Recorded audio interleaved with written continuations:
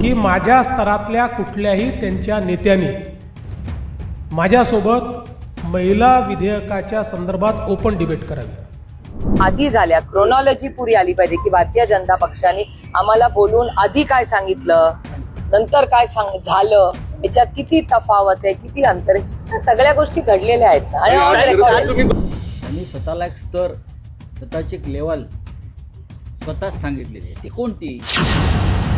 कारण ते ठरवून आले होते की कुठल्याही परिस्थितीमध्ये आपल्याला या ठिकाणी हे बिल मंजूर होऊ द्यायचं नाही आहे। आपण जर बघितलं तर भारतीय जनता पक्षावर त्यांनी आरोप केला की तुम्ही काय केलं। मला सांगताना आनंद वाटतो, राजस्थानच्या पहिल्या महिला मुख्यमंत्री वसुंधरा राजे, मध्य प्रदेशच्या पहिल्या महिला मुख्यमंत्री उमा भारती, दिल्लीच्या पहिल्या महिला मुख्यमंत्री सुषमा स्वराज, गुजरातमध्ये पहिल्या महिला मुख्यमंत्री आनंदीबेन पटेल या भारतीय जनता पक्षाच्या काळात झालेल्या आहेत, त्या भारतीय जनता पक्षाच्या नेत्या होत्या। त्यामुळे आपण जर बघितलं तर त्यापूर्वी वर्षानुवर्ष या राज्यांमध्ये काँग्रेसचं राज्य होतं, पण एकाही महिलेला त्यांनी कधी मुख्यमंत्री बनवू दिलं नाही। म्हणून आज एक गोष्ट निश्चित आहे की हे जे पक्ष आहेत यांच्याकडे कुठलाही प्रतिवाद नाही।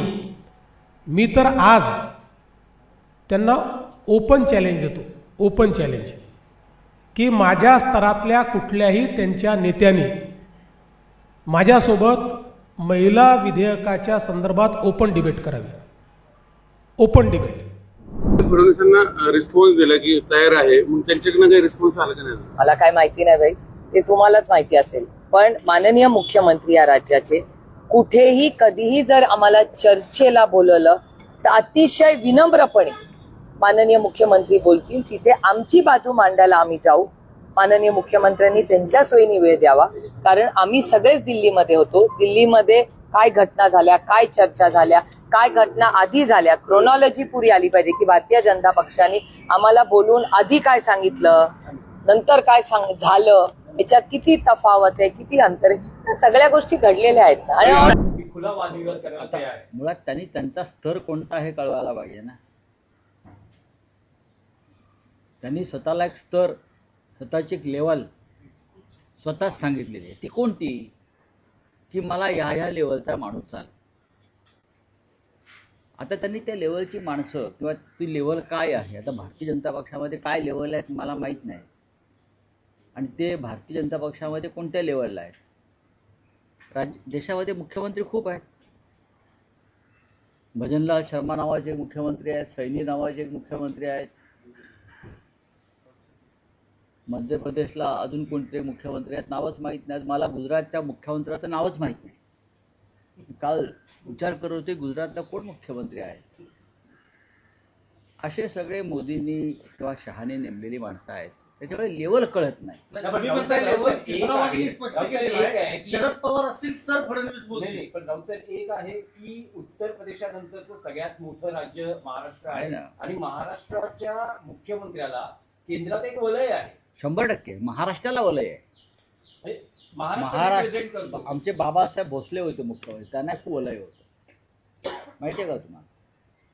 बाबासाहेब भोसले नावाचे एक मुख्यमंत्री होते, सगळ्यात लोकप्रिय मुख्यमंत्री होते, मला माहीत नसेल, त्यांना प्रचंड वलय होतं। तसं वलय बहुतेक देवेंद्रजींना असेल। बघा, ते या राज्याचे मुख्यमंत्री आहेत, सुशिक्षित आहेत, वकील आहेत, त्यांनी बोलताना भान ठेवलं पाहिजे कोणत्या लेवलच्या गोष्टी करताय तुम्ही। लेवल माझ्या लेवल एवढं तू शरद पवारांची लेवल घ्यायला देवेंद्र फडणवीसांना 100 जन्म घ्यावे लागतात। शरद पवारांची लेवल कोण जर म्हणत असेल, पवार साहेबांनी जे महाराष्ट्राच्या देशाच्या राजकारणामध्ये समाजकारणामध्ये लेवलच्या गोष्टी करू नका। आणि चर्चा काय सांगताय की चर्चेला तयार आहे, मग लोकसभेत काय आम्ही झांजा वाजवत होतो? लोकसभेतली चर्चा त्यांनी स्वतः ऐकावी।